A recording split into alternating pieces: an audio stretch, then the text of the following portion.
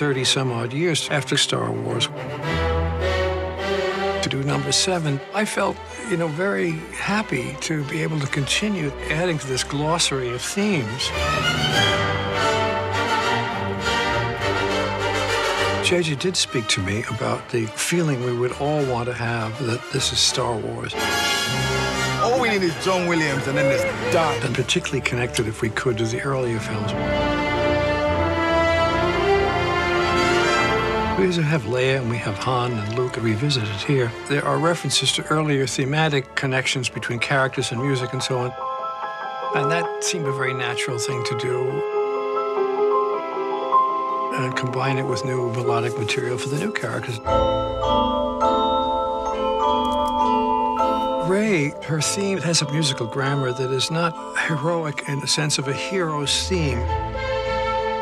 It's kind of an adventure theme that maybe promises more than resolving itself in the most major, triumphant resolutions.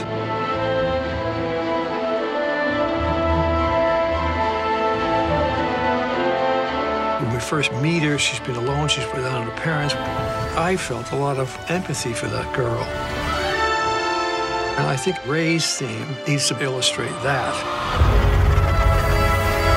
I approached the task of Kylo Ren really just as an extension of Darth Vader in a way. Show me again the power of the darkness. And I didn't want to get too close to it.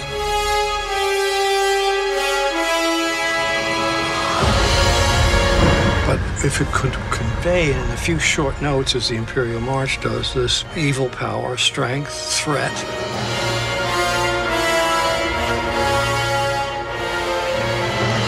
it needs to be something that will hit you and is accessible right away. 1M1, take 756.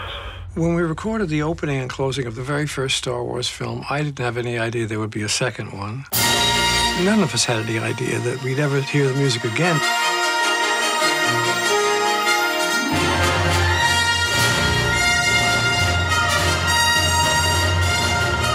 When we played the music with the orchestra, the beginning and the end, it was a celebratory moment for them and for me and JJ. It was like visiting an old friend. Having kept up with them this long, I have to say that I just feel very grateful.